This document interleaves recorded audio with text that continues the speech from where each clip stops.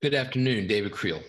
Okay, so thank you for joining me for another edition of the notes I took from the Growth Day live event in Austin from about a month ago. For those of you on Facebook that are watching, if you want to join in the discussion, because I can't pay attention to Facebook and Zoom, click on that link right there and come join me in Zoom if you want. That way, if you want to interact or have questions, you can ask me there. If you want to just watch, no problem. Okay, so again, I went to the Growth Day event, the first ever Growth Day event, a little over a month ago, and it was with Brendan Burchard, the first one. Brendan Burchard, if you don't know who that is, he wrote this book along with a few others, but this is his most known book, High Performance Habits, which is very good, by the way. And for about the next hour or so, 45 minutes or an hour, I'm going to go over some of the notes I took. This is the second or third week I've done this. And so far I've gone through this much, and I've got this much left. So we're not going through all this today. It'll be for over the next several weeks, same time. But so let's get into it, because I know your time is valuable. Okay. Brendan started off the day, or the section of my notes, talking about our consumption, because it's a problem. Guilty. Like, hey, we're on Facebook right now, so I get it. Okay. He said our consumption on social media, Facebook, Twitter, LinkedIn, TikTok, Instagram, fill in the blank other social media platform that you use. Possibly if you're in a community that has mighty networks, same thing. Okay. 2 hours a day is the average. And of those 2 hours a day, we get about 1,500 impressions in our eye gate, in our ear gate, in our mind. And most, not all, most of social media is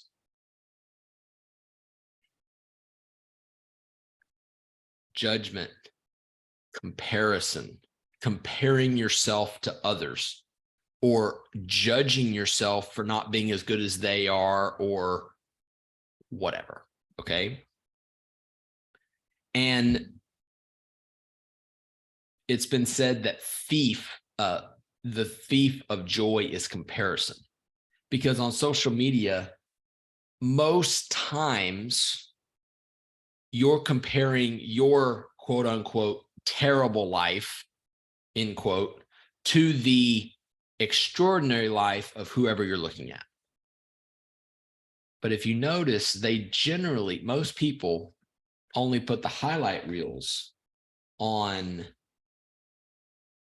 Most of them put only the highlight reels on social media, and not the I just had a knockdown drag out with my spouse. Okay. And the problem is we're getting burned out. Okay. And all this comes down to is, what practices do you have on a daily basis to guard your eyes, guard your mind, guard what you hear, what you speak? Okay.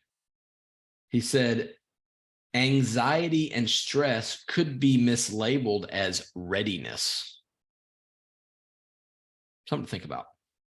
On social media, your mirror neurons are firing on overload.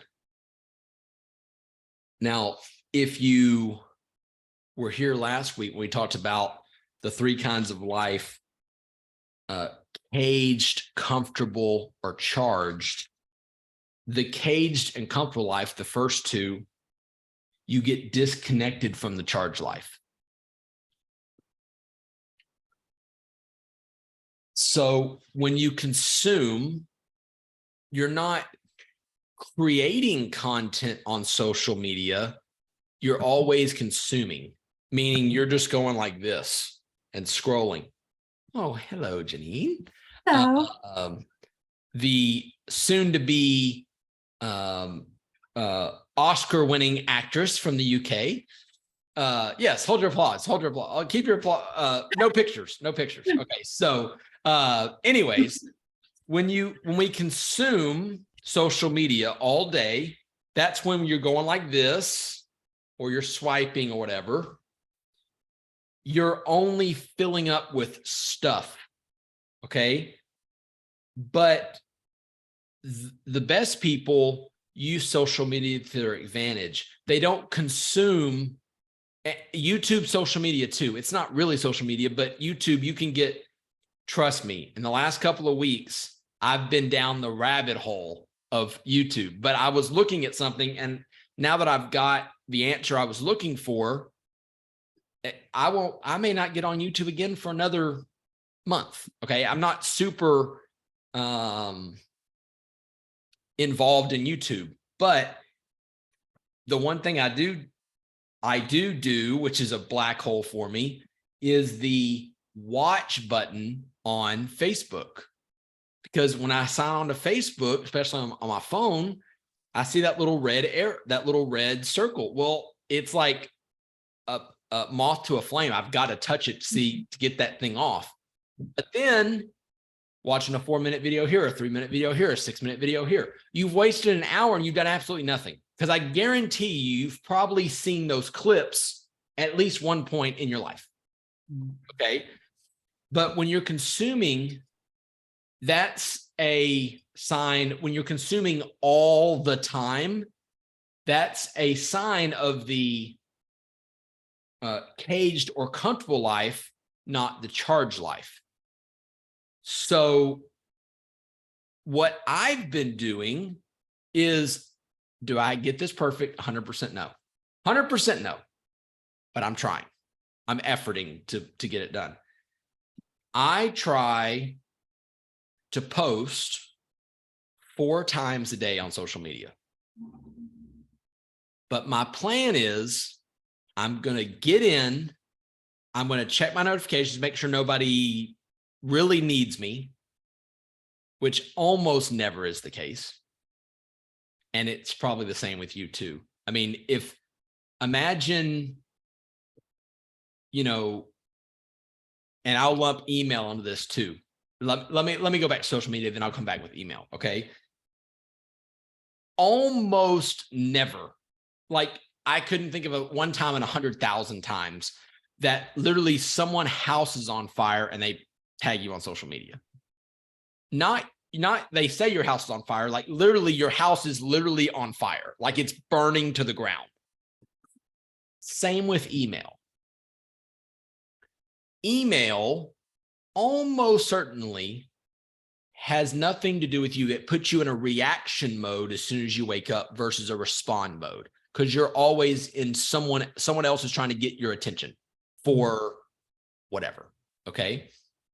And I started a new rule for about a week now called, which I picked up from Brendan Burchard, not in the GrowthDay app, not in the GrowthDay live event, but on his GrowthDay app, which is awesome, by the way.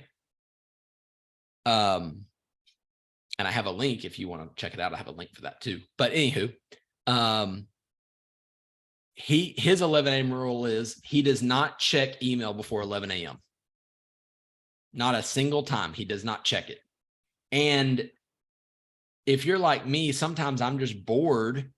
So what do? Hey, you check your email, see if you can delete something or see if something speaks to you or sings to you or whatever. Okay.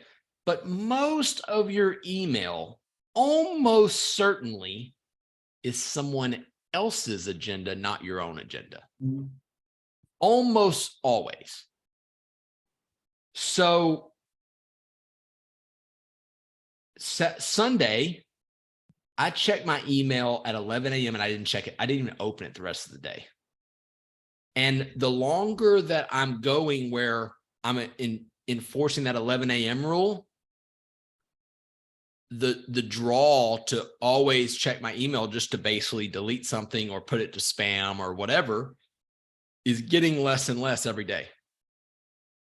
So I would challenge you, if as soon as you wake up in the morning, because most people, not me, but a lot of people have their phone right under their pillow because they don't want to miss a single thing. And every notification for Twitter and Instagram and LinkedIn and TikTok and email and phone number and text messages and the weather and everything, beep, beep, beep, beep, beep. Well, of course, you're not getting no sleep because you're up every 3.5 seconds checking your phone. So what I do, if you ever have an emergency and it's late at night, do not call me because my phone's on silent in this room and I sleep in that room. And my Apple Watch is on here too. I don't sleep with my Apple Watch on either. So don't call me. Call me in the morning. Sorry, I can't help you. I don't have my phone on. But what I try to do on social media is I try to get in the best of my ability. I try to get in, make my post, and get out quickly because I'm not trying to spend an hour and a half on Facebook. Just mindlessly scrolling and seeing if, oh, someone liked my post or loved my post, which in reality, let me see, how can I put this delicately? It doesn't really matter who likes or who loves the post or how many people do, or if no one does. It really is a vanity metric. Because I have never heard of one person say, oh, my video got, or my post got 10 likes and 3 loves and 2 cares and an angry face. Okay. None of that translates into dollars. Because the way you get stuff to go is comments. The more comments you get, then Facebook's algorithm, big word usage, says, oh, people are really enjoying this post. I'm going to show it to more people because people are liking this post. But the likes and loves, that's a vanity metric. It doesn't really matter if someone likes or loves it. It's, do they comment? Do they share it? Okay. But what we're trying to avoid with social media is just not wasting your whole day away. Consuming.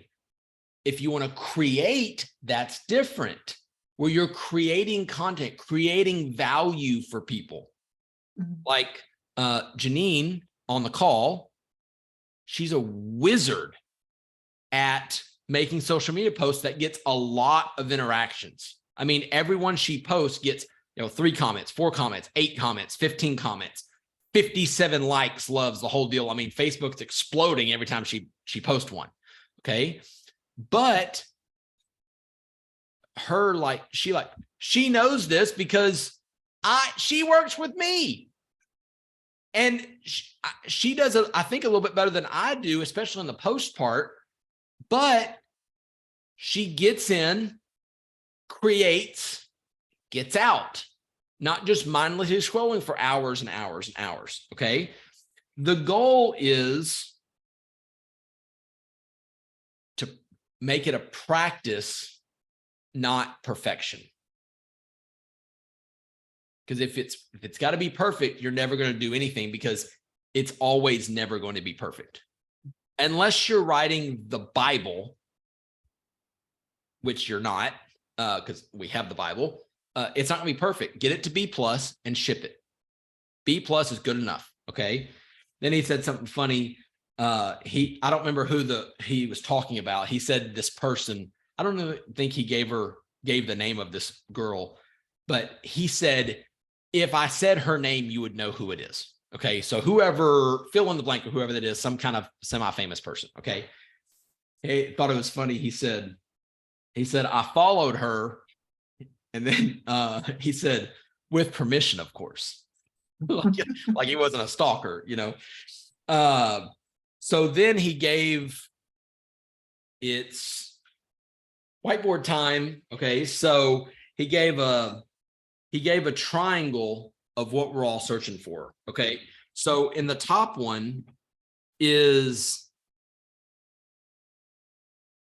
the first part of the triangle is what we're all looking for is aliveness, like where we feel the day again. Like, for example, when I'm doing my pressure washing, especially when it's, you know, middle of June, July, August, when it's basically triple digits or give it close to that. It's amazing the difference it makes when a cloud goes in front of the sun and all of a sudden I go from boiling like a fish in an oven to I get a little bit of moment, either a second or a few minute break while the cloud stays in front of the sun. And then all of a sudden you feel a little breeze that you didn't feel earlier. And every time, if you would see me doing this when it's hot, wherever driveway I'm on and I'm cleaning, as soon as that cloud gets in front of the sun, 100 times out of 100, I stop, I take a big deep breath, and I say, thank you for the breeze. Because that's feeling the day. You know, when you go to work, how many times do you go to work and you go the same route every single day and you don't remember how you got to work? You don't remember if you stopped, if you had your blinker on, if you ran a deer over, you don't know nothing because you're kind of in a trance, you know? And it says, so I thought this was interesting. He said, he was speaking to the males in the crowd. And I know it's only 2023, but it needs to be said because this is my show. Okay. There's two options for genders. There's boys and there's girls. That's the list. None of this other stuff. Okay. So for the boys or the men, he was talking about this. He said, if men get bored or they feel disconnected or they feel detached, any one of those three will burn it to the ground and start over, which is true. Because, you know, if we get bored, we're in our nature, we're looking to conquer things and always trying to like, hey, okay, there's somebody that needs help. I can go defend them or whatever. Okay. But he said, whenever we get bored, disconnected, detached, and we burn it to the ground, we kind of stop thinking with our brains and our heart, where it's just like, I don't really care if I got to torch this place. Like I'm going to figure something else out. Okay. Which is not a very good place to be, if we're being perfectly honest. He said people, then he got off us and he just talked about people in general. He said people lack emotional expression. People don't like being vulnerable with each other, which is sad because let's say you're vulnerable with somebody else, that kind of gives them the signal that it's okay for them to be vulnerable with you. You know, but if you're always very buttoned up and no, I've got everything in place, all my ducks in a row, no one can relate to you because you don't have any problems. Then he said, what makes you come alive? What in your life makes you come alive? Like, and there is something for everyone. Something does it for you. Like for me, I like playing golf. I really still do like riding motorcycles, even though they're not the safest thing that's ever been on the face of the planet. But oh well, I like them. Okay. I like watching Liverpool. And when Liverpool gets a goal, you can probably hear me screaming for Janine. Did you hear me a couple of days ago when Liverpool scored? Yeah, exactly. Okay. And she lives in England and she heard me. Okay. She just said she heard it.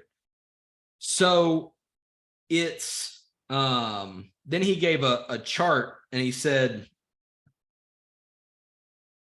competence leads to confidence, and then confidence leads to contribution. Where if you're competent, you know something of value. Like I talked to a guy yesterday who's really good with Adobe, the software program. I can get the PDF printed and I can get my label printer to print a shipping label. Other than that, I don't know the first thing about Adobe. Not the first thing.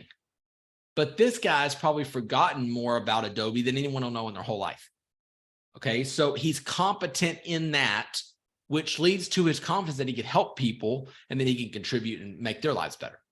Okay, so the next one, the bottom right is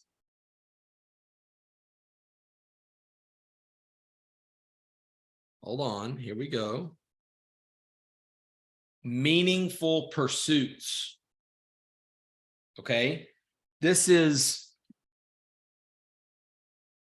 if the contribution is too easy for you, the meaning won't be there.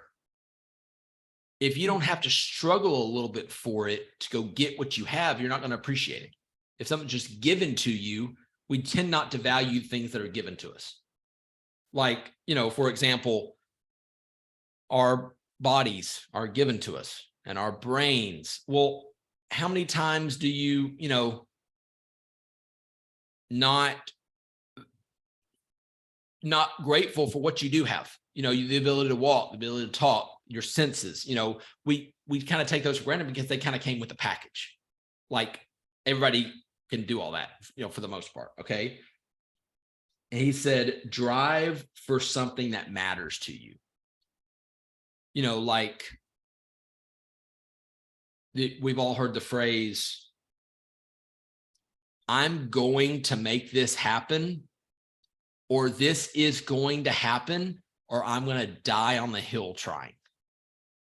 Like some things that are worth, okay, like it's happening, or I'm going to die. One of the two, Okay, so then the next one, the third, is connection. So we got aliveness, meaningful pursuits, and connection. Okay, connection. He said the first one you should connect with self, because everywhere you go, there you are. Okay. The second one, we want connection with others.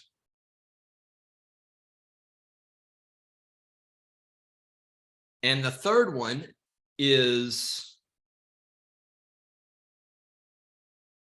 God. Okay. And he said something, loneliness is a cause of disconnectedness, which is a really long word. Okay. I don't know about y'all, this is super random, but whenever I see a real big long word like disconnectedness, I always count the letters. Just right there, I count them. Okay. So disconnectedness, 1, 2, 3, 4, 5, 6, 7, 8, 9, 10, 11, 12, 13, 14, 16 letters. That is a long word. Okay. But he said the goal should be to make self-improvement a way of life. Like, this is what I do. Okay. But then the middle that kind of ties all this together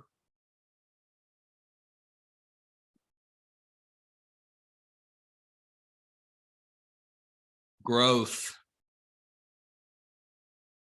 Okay. Because as Jim Rohn says, if you look at a tree,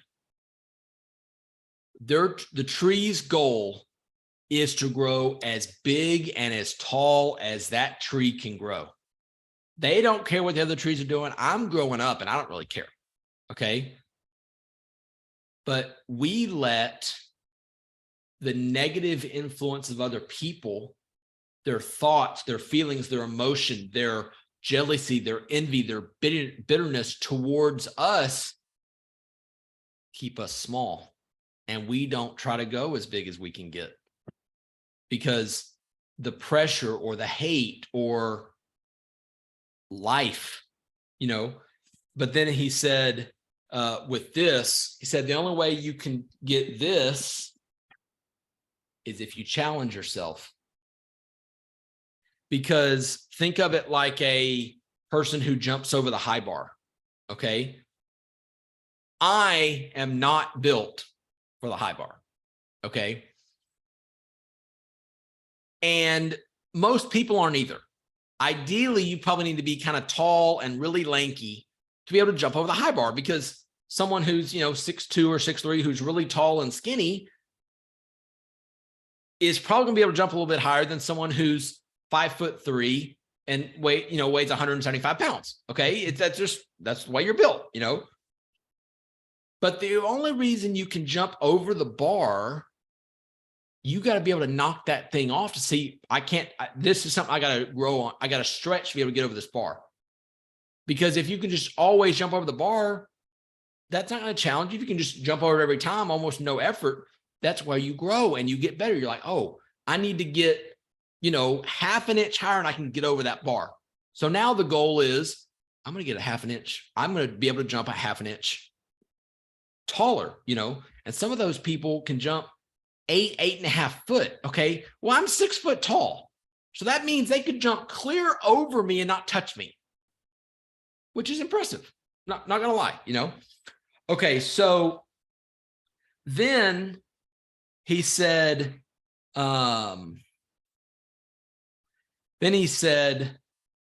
your identity comes from your self-acceptance. Okay.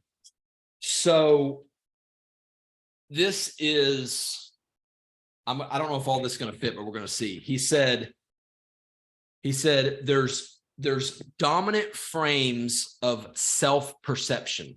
Okay. And there's 1, 2, 3, 4, 5, 6, 7. Ooh, 7. Okay. This may or may not fit. Okay. Dominant frames of self-perception. Okay.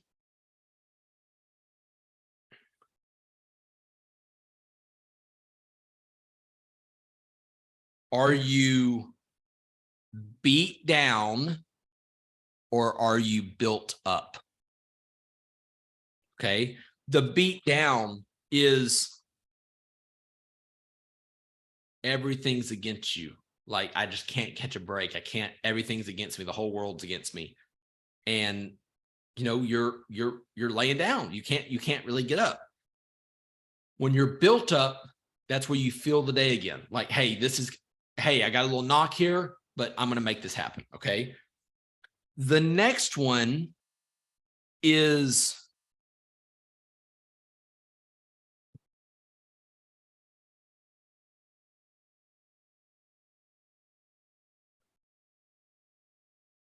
reaction or intentional. Do you react to what's happening? Do you respond or do you react? When you react, it's negative. Think like when you go to the doctor and he or she says, take this medicine and come back and see me in a week and we'll check you all out. Well, if your body is reacting to the medicine, that means it's fighting against the medicine and it's not going to work. You have to go get another prescription. But if your body responds to the medicine, it's accepting the medicine. And then it'll do what it needs to do, now 9 times out of 10, and then you'll go to the doctor and you'll be fine, But he says,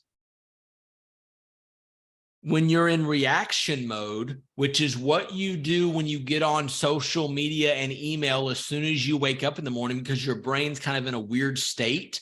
I don't know if it's like you're like me. This doesn't happen all the time, but sometimes when I'm really asleep, I'll wake up the next day and for a couple of seconds, I don't even know what day it is. Like, I don't know if it's Saturday, Monday, Wednesday. I have no clue. Then I get my bearings. I'm like, oh, it's Thursday or whatever, you know. But when you're always on social media consuming all day, it puts you in reaction mode. Generally, your email is reaction mode, you know. And he said, those people, they don't really have boundaries, like personal boundaries, because they let people invade their space all the time. They're prone to overwork because everyone else's emergency is now your emergency due to their lack of planning. And you're on the defense when you're always being reactive. Hey, this is a no yawning zone around here. It's right here. This is a NYZ, no yawning zone. Okay. I do. Yeah, it's what, 8:30 over there, right? 8:30? Yeah. Yeah. Is the sun still up there? Yeah. At 8:30? Comes in from the east. Not now, it doesn't. Now it's No. I mean, it's 8:30 p.m., not 8:30 a.m. We've established this. Okay. Well, so like here it gets here about 7:45, 7:50. It's dark. That's bright. Maybe 8, but you better be able to have some pretty good eyesight or you can't see. Really? Wow. When's the sun go down? 9, half past 9. Wow. Okay. Didn't know that. Okay. Learn something new today, boys and girls. How There about you go. that? Okay. But when you're a reaction all the time, you're also playing defense a lot. Okay. Now, there's nothing wrong with defense because to use a sports term, defense travels everywhere. It doesn't matter if it's hot, cold, windy, rainy, snowing. If you can play defense, you can stop the other team from scoring. Okay. But with rare exceptions, let's use football, American football for us across the pond, not soccer. American football, you can have the greatest defense in the whole world. You can have the greatest defense who's ever been on defense. But with rare exceptions, you're not getting any closer to the goal line because generally you don't get an interception and take it back for a touchdown. That rarely ever happens. But even if it did happen once or maybe twice, you're not going to get 45 points on defense ever. Okay. Now you might get a turnover where your offense maybe just gets a couple yards and kicks a field goal, but you're going to need more than that. Defense, you still need offense. Just because the other team's not going to score, if your team don't score, you're going to be there for a long time. Okay. Like, for example, several years ago, the last time the Baltimore Ravens were in the Super Bowl. No, not the Baltimore Ravens had the best defense, but I think it was when the Denver Broncos were in the Super Bowl when Peyton Manning won. That team they played, they could have played 7 more quarters, and that team wasn't getting across the 50. Okay. But the offense still had to score. Okay. That's what you do when you're on the intentional side of it.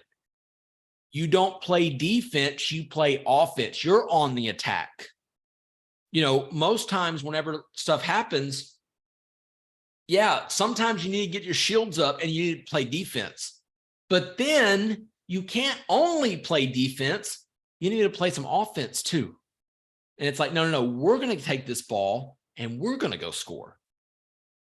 Because obviously at the end of the game, it's not whoever plays the best defense who has the most points, you know. But when you're intentional, you're assertive about what you want. You see it, and like that stuff I was going on YouTube, the goal is in sight. Okay, it's happening. Might not be as quick as I want it to, but here in the next few weeks, it's happening. But I did my research. I was intentional. I wasn't going on YouTube just to get on YouTube and watch videos for 6.5 hours. I was intentional about what I watched on YouTube because I was trying to figure something out. But now I've got it figured out. Eyes on the prize now. Now I got a sniper rifle. Okay. So the next one,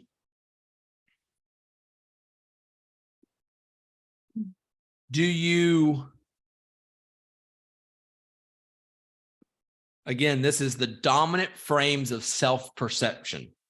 Okay. Do you avoid or do you approach?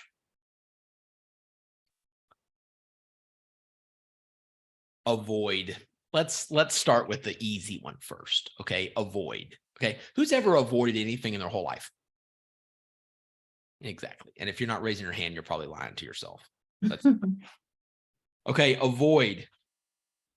You always put it off. It can always be done tomorrow. Okay. You're okay with short-term comfort in sacrifice to the long-term gain and benefit. If you avoid, you could be a victim where everything's happening to you and not for you. Okay. Approach. One of my favorite words in the English language. Act. Now, act. What are we waiting on? Let's go. The clock's ticking, people. We're on the clock here. Let's go. Or as some of the people I heard in my son's school when I volunteered up there this year, I heard one of the teachers tell it's an elementary school. So, kindergarten, first grade, second grade, third grade, fourth grade, fifth grade. I heard one of the teachers for one of the younger grades say, come on, boys and girls, walk with purpose. Okay. Walk with purpose. We're not walking, just walk. We're let's go. Like we're on the clock here, or like I like to say all the time, hey, on the trot, let's go. Come on, we got stuff to do on the trot. Try. Trot, TROT, like, let's go. Like put a little pep in your step. Let's go. Trot. Trot. Yeah. On the trot. Like jog, on the jog. Okay. Let's just not, this isn't a lazy Sunday. Like, come on, we got places to go. Let's go. Okay. But when you approach that, trot, look, TROT. Yeah. I got it now. Okay.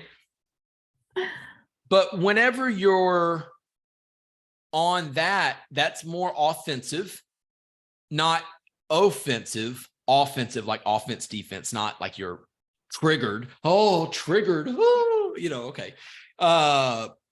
But you kind of tell yourself, I am going to stop freaking myself out. Because if you come back down to, okay,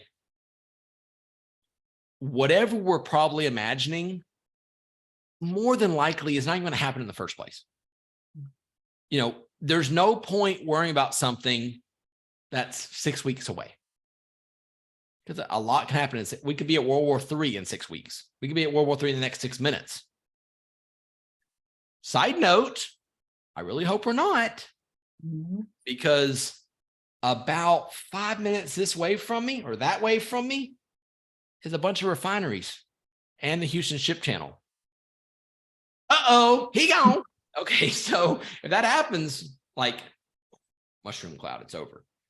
And if that's the case, it's been real. Okay. And what do they say on what did she say on Hunger Games? I'll be tribute. May the odds ever be in your favor. Okay. So okay, so avoid or approach. Okay. The next one.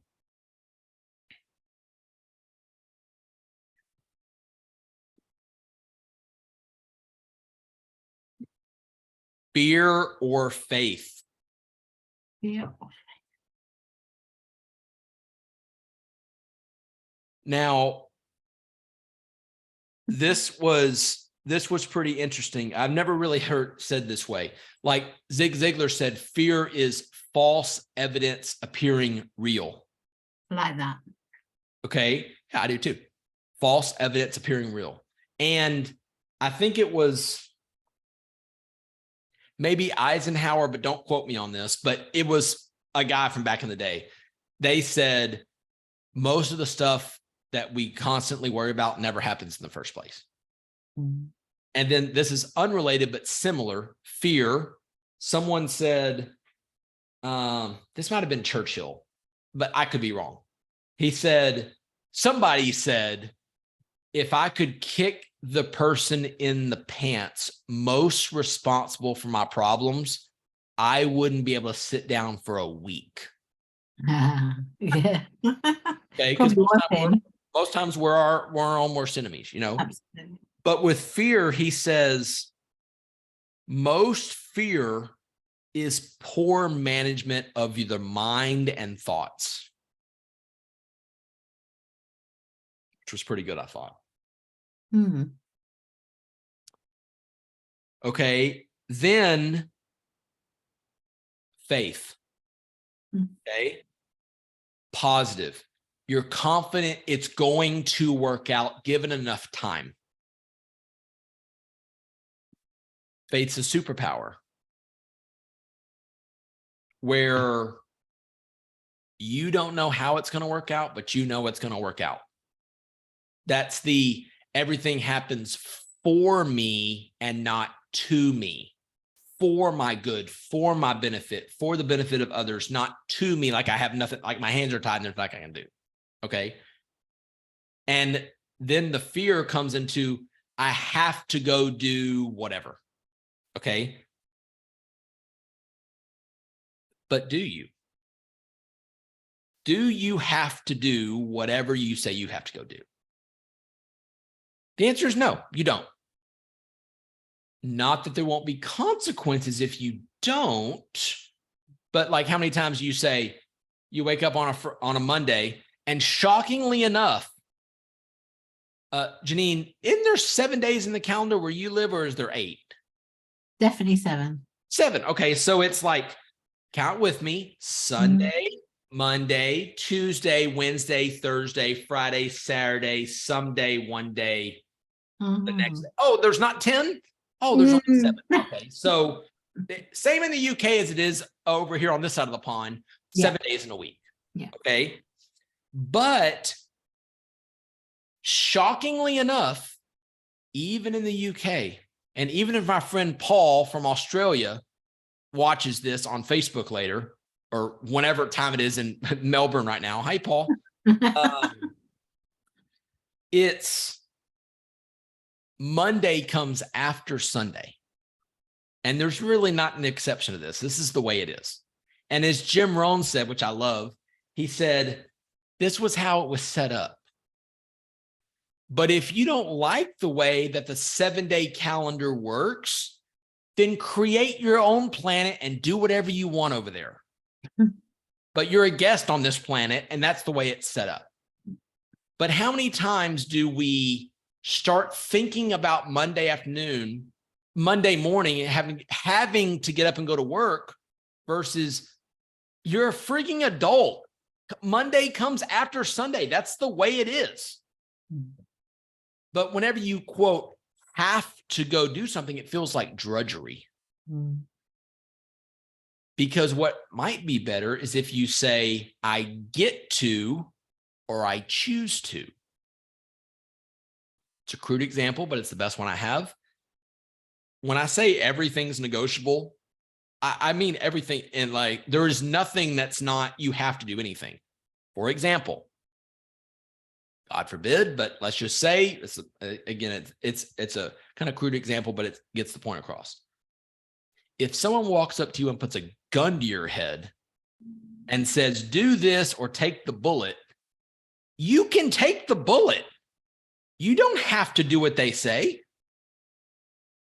But that gets you in a victim where you're not an owner. Because if it's a victim, you have to. Well, you don't have to. You don't have to go to work tomorrow. Now, if you continue not going to work there could be repercussions, because no money. And then, you might get homeless or whatever, but you still don't have to go. You don't have to eat. I advise you to maybe mix a little protein in there. Protein's an awesome source, but you don't have to do anything. Okay. That's where the fear, you're a victim. Oh, it's beyond my control. Like, I hate that phrase. It is what it is. I hate that, because do you have control over this issue? Can you do anything about it? So funny story, several years ago, maybe several months ago, I really don't pay attention all that close to the weather. And I walked out and it started raining, and somebody said, was it supposed to rain today? And I go, yeah, or it wouldn't be raining. It was supposed to be raining, or it wouldn't be, Okay. So, then on the faith part, he said, be careful to not put a negative statement after I am. Like, I am not going to eat that, or I am not whatever. Okay. I am not going to talk to this person or whatever. Okay. Because your brain can't tell the difference between a vividly imagined event and a real event that's actually happening. It can't tell the difference. So be careful not to put a negative statement after I am. So instead of saying, I am not wealthy, I am wealthy. I am not fit. I am working to be more fit. Okay. Okay. So the next one, this is a not big word usage, but it's an odd word.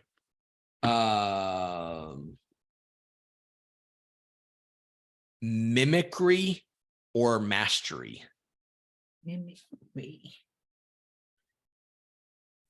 Basically, mimicry is like where you're basically trying to copy exactly what everyone else does. Like, you're trying to mimic their behaviors, and what he said was on that one, he said, you're trying to run everyone else's playbook instead of your own playbook. Like, that person does it this way, and I'm going to do it exactly like this person does it. Okay. Well, you can't do it exactly like that person does it, because they're doing it and you're a different person.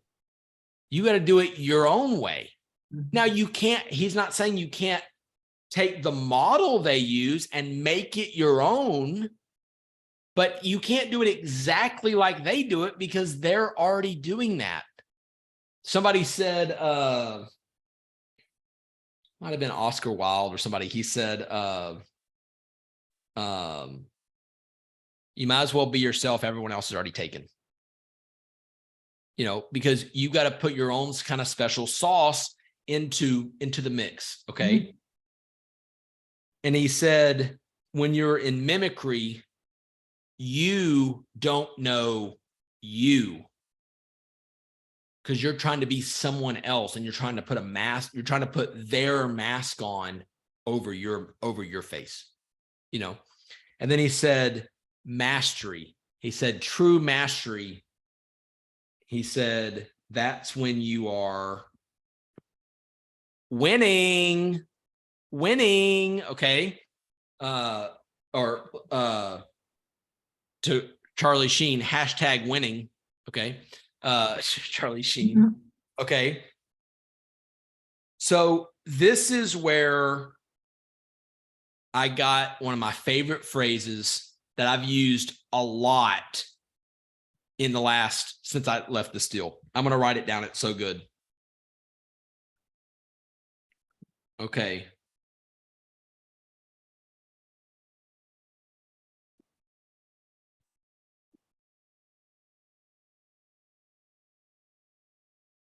Okay. So imagine you're a business owner, like me and Janine, business owners. Okay. Multiple business owners, two hands. Okay. Two hands and a foot if I have to. Okay.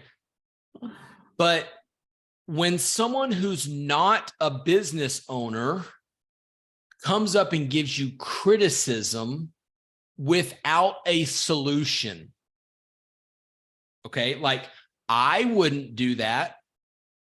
I didn't ask. I don't really care. I didn't come ask you for your opinion. Like, for example, you have to have a website and you cannot open a business without a website. Is that true? It's not true. Not true. For my pressure washing business, I didn't have a website for the first 5 years I was in business. And to this day, I have a website. I haven't got a single person off that website. Not one. Because remember back in the day, they didn't have social media. They had a phone number. And if they didn't have that, you just walked over to the store and knocked on the door. Okay. Business has been around a lot longer than the internet's been here. Just FYI. Okay. So now when someone who's a business owner tries to give you constructive criticism with a suggestion, you might listen to that. Okay. But you don't have to listen to it. So the phrase is, okay, let's role play. Janine, tell me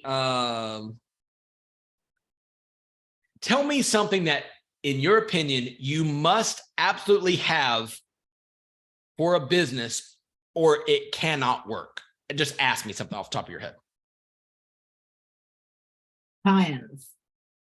What? Oh, clients. Okay. Yeah. Okay, clients. Maybe a certain way to get clients, because you have to have clients to run the business, but maybe your preferred way to get clients is different than my preferred way to get clients.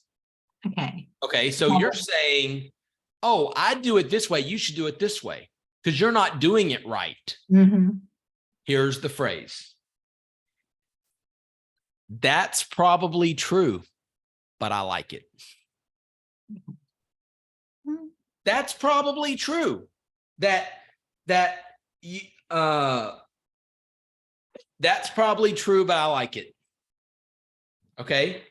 And while it might be a valid statement, what you're making, if it doesn't ring true to me, I don't really care. Your business. That's probably true, but I like it. Yeah.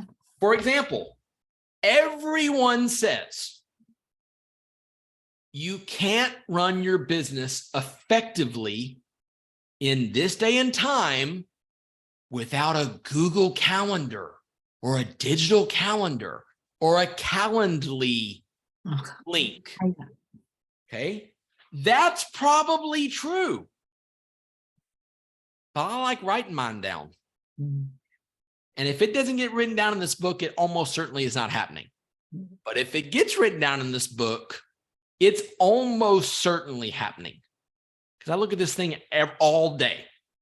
I run 2 businesses off this planner and this phone 99% of the time. So you may be saying, you've got to have this. That's probably true. But I like it this way and it works for me. Okay. That's where it goes to the mimicry mastery. You know, if someone says you have to do it this way, you don't have to do it this way. My car mechanic, who I've been going to for 25 years, doesn't have a website to this day, does not have a website. There's people lined up out the door to go see him because he's a good mechanic. Okay. I don't care what your website looks like. Can you fix my freaking car? That's all I care about. Okay. So that's probably true, but I like it. Perhaps you could also use that phrase when someone is getting into your business, like, this is your business. So say, this is your business and this is their business. The problem comes when they Try to get into your business. Okay. There's your phrase. That's probably true, but I like it. Okay. So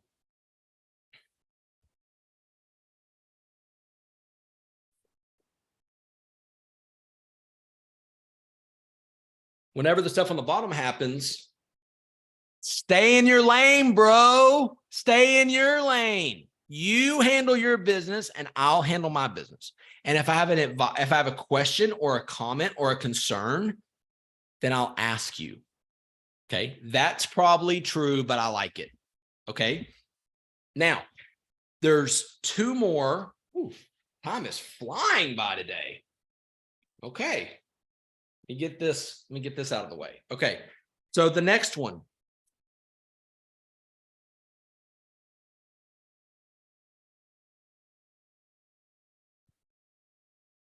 Are you a taker? Are you a giver?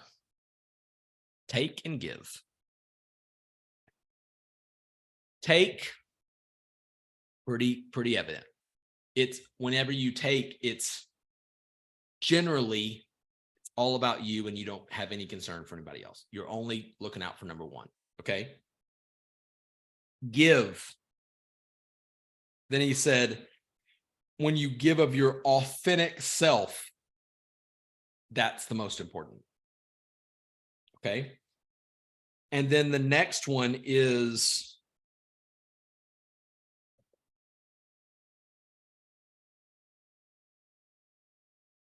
force or flow. Flow, AKA flow is the opposite of forcing something to happen. You know, you're going with the flow. Okay. The flow could also be you're in the zone or you're in your zone of genius, as Gay Hendricks calls it in The Big Leap, where time flies by. Like one of the things that is in my zone of genius is doing like this stuff like this.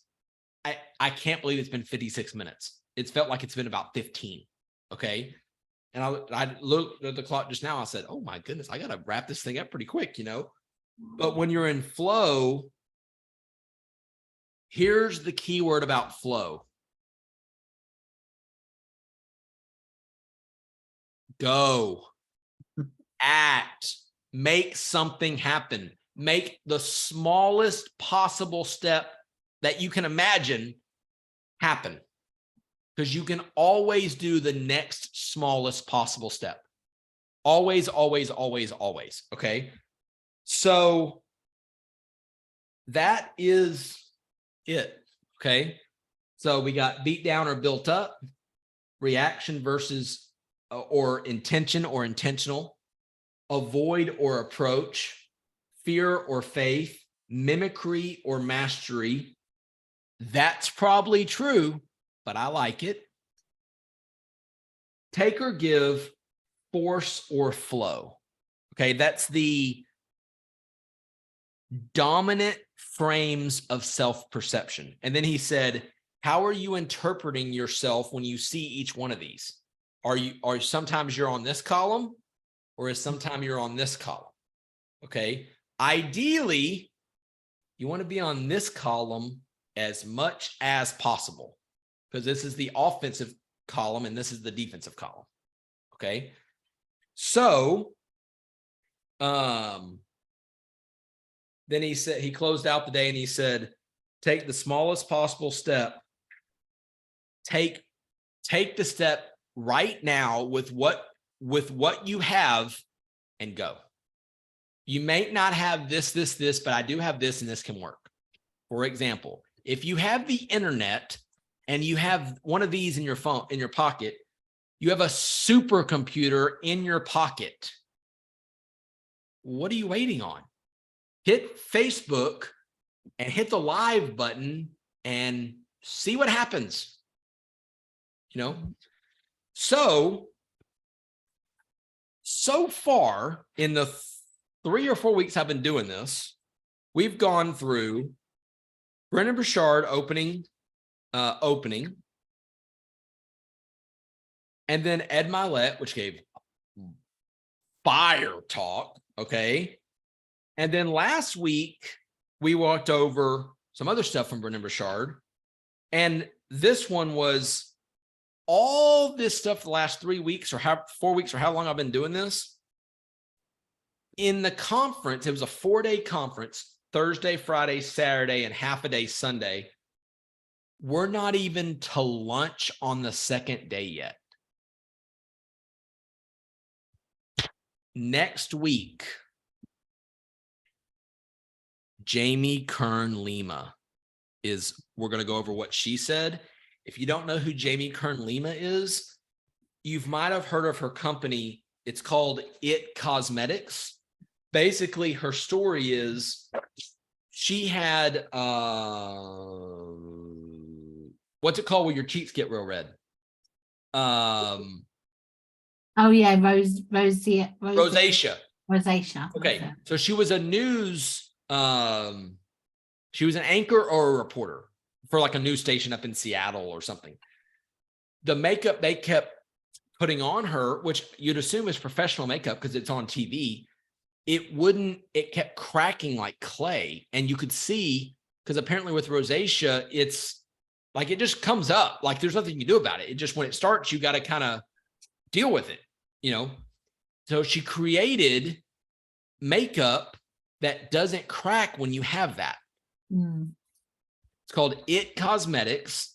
She said she got about, I think she said roughly 200 no's before she got her first yes.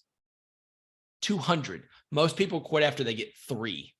And it's over. Okay. After you hear a couple no's, you quickly go down to this column versus staying in this column. Okay. And long story short, we're going to go into a little bit next week. Long story short, she sold It Cosmetics. Originally, L'Oreal Paris came and offered her, she didn't say how much, but she said it was a substantial sum of money. Okay. And she, after doing all this, she told L'Oreal Paris, oh, thanks, but no thanks. You're going to have to kind of up that ante a little bit. And the way she was talking, like, I'm assuming the offer was several $100 million. This wasn't like it was like you're going to go get a biscuit at McDonald's. Okay. You're going to own McDonald's. Okay. Long story short, she came, then that got word that she was going to buy, they were going to buy It Cosmetics because it was public. So they had to make it announced like on the, stock market or whatever, that they're going to buy it for this much money. Well, then another company and L'Oreal Paris started having a bidding war. Ching, ching. Hello.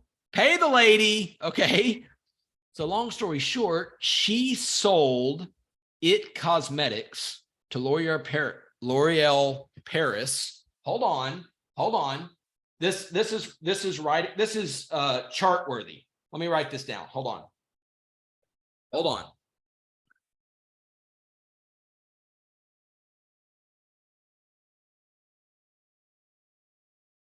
1.2 billion with a B. 1.2 billion if you need her. Okay, 1.2 billion. Now, she didn't get 1.2 because she had other people, but she got the vast majority of it. It's 1.2 billion. Okay. She spoke for almost 2 hours at this conference. And I've got, I'll put my notes. I've got 3 or 4 pages worth of notes. Next week, you needed all the girls that are on here. This is especially for you next week. So tell all your friends, especially if they're females. The guys are going to get something out of it too. What do they say? Calling all ladies, okay, to the dance floor. Calling all ladies to the dance floor. You need to tell your friends to be here next week, especially if they're a female, because she got told so many times. But Byron Katie, she says, she has a quotation that says, "You can have anything in life you want if you're willing to ask 1,000 people for it. 1,000, not 10, 1,000. What if she would have stopped, Jamie Kern Lima? What if she'd have stopped at 198? Wow. She wouldn't be borderline a billionaire. No. Because she stopped. Because that's the only way you can quit. That's the only way you can get defeated, if you permanently stop. Okay. Yeah. So next week, same bat time, same bat channel. Tell all your friends, especially the females next week, 1.2 billion. Okay. She was a waitress at Denny's at one point in her life. God. Nothing against Denny's, but literally most people that work at Denny's not own Denny's. A waitress at Denny's don't end up with several $100 million, but it's possible because Jamie Kern Lima is a regular person like we are. She puts her pants on one leg at a time. And if she can do it, y'all can too.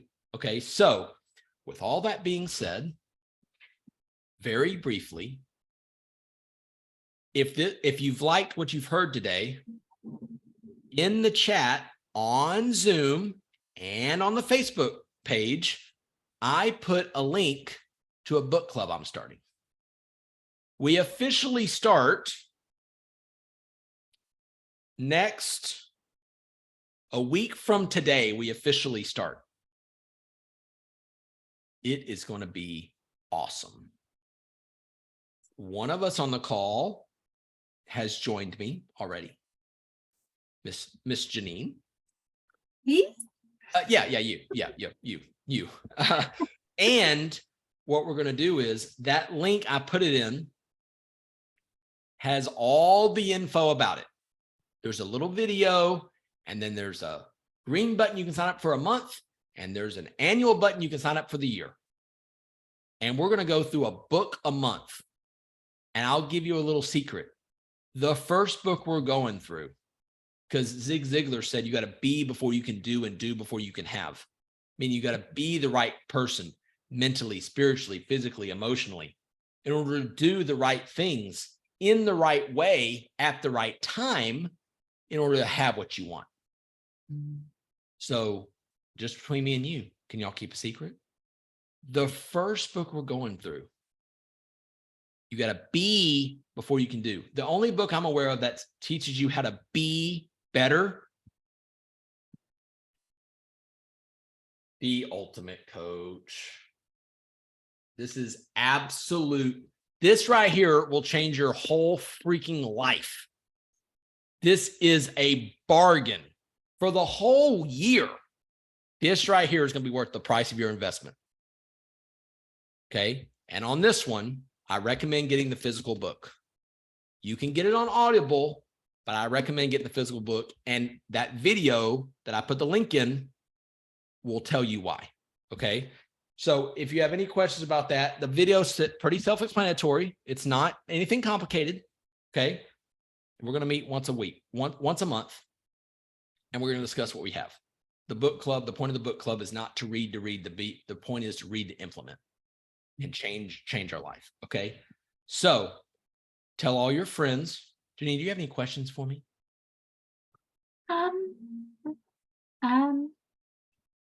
What time is book club next week? No, the book club doesn't. We just start reading next week. Reading next week. Oh. The Zoom calls are the fourth Monday and the fourth Friday of the month. I was getting confused. So it won't be until like middle of June, like end of June, when it'll 23rd, isn't it? Yeah. Okay. Whatever, I believe. Yeah. Whatever the fourth Friday is and whatever the fourth Monday is. Yeah. But we officially start reading the book on or before June 1st. Mm-hmm. But again, that link in the chat in Facebook and on Zoom, and it's going to be on YouTube too here eventually. The link's going to be on the YouTube description too. Sign up and come join us, so it'll be really awesome. Okay. So thanks for y'all joining me today. This was super fun. And we'll see y'all on or before next Thursday about 2:00 Central. All right. Y'all have a great one. Matt?